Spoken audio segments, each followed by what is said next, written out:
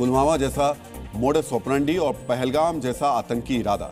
इस white gown आतंकी network से जुड़े कई ऐसे राज हैं जो एक एक करके सामने आ रहे हैं और इन्हीं खुलासों में से एक का कनेक्शन इस्लामिक जगत के कथित खलीफा यानी तुर्की से भी जुड़ा हुआ है, जो पाकिस्तान का मित्र देश भी है। अब हम आपको इस आतंकी साजिश के तुर्की कनेक्शन के बारे में बताएंगे। जी न्यूज को पुख्ता जानकारी मिली है कि दिल्ली धमाके में शामिल उमर और उसका साथी मुजम्मिल दोनों इसी साल तुर्की गए थे। तुर्की में इनकी मुलाकात अपने टेरर हैंडलर से हुई थी।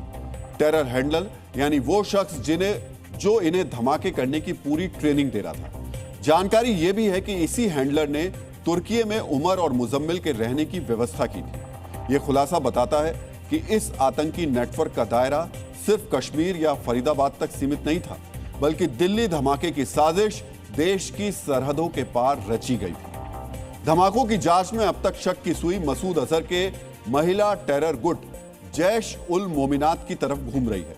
आरोपी आतंकी शाहीन शाहिद को लेकर यह बताया जा रहा है कि उसे भारत में इस आतंकी गुट का चीफ बनाया गया था। अब उमर और मुजम्मिल की तुर्की यात्रा से जुड़ा खुलासा हुआ है। अगर इन सभी तारों को जोड़ दिया जाए तो यह इशारा मिलता है कि इस हमले के पीछे जैश ए मोहम्मद का ही हाथ है। ऐसा मानने की एक बड़ी वजह है तुर्की में मसूद अजहर के आतंकवादियों का इतिहास। पाकिस्तान में छिपे मसूद ने तुर्की में क्या कुछ किया है, यह आपको भी गौर से देखना और समझना चाहिए। तुर्की में जैश ए मोहम्मद की पहली एक्टिविटी 2022 में देखी गई थी। 2022 में जैश से जुड़े आतंकी तुर्की गए थे, जहां उनकी मुलाकात हमास के आतंकवादियों से हुई थी।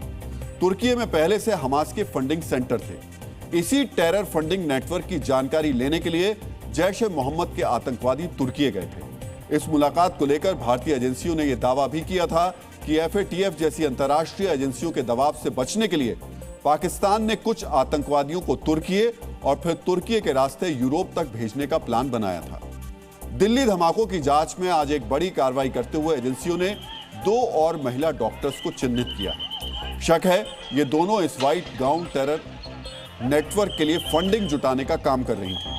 हैरान करने वाली बात यह है कि इस फंडिंग से भी तुर्की का नाम जुड़ रहा है। अब तक की जांच में सामने आया है कि इन 2 डॉक्टर्स को डिजिटल वॉलेट्स यानी यूपीआई के जरिए पैसा मिलता था। पैसे का एक सोर्स तुर्की के इस्तांबुल और दूसरा यूएई के दोहा में ट्रेस किया गया।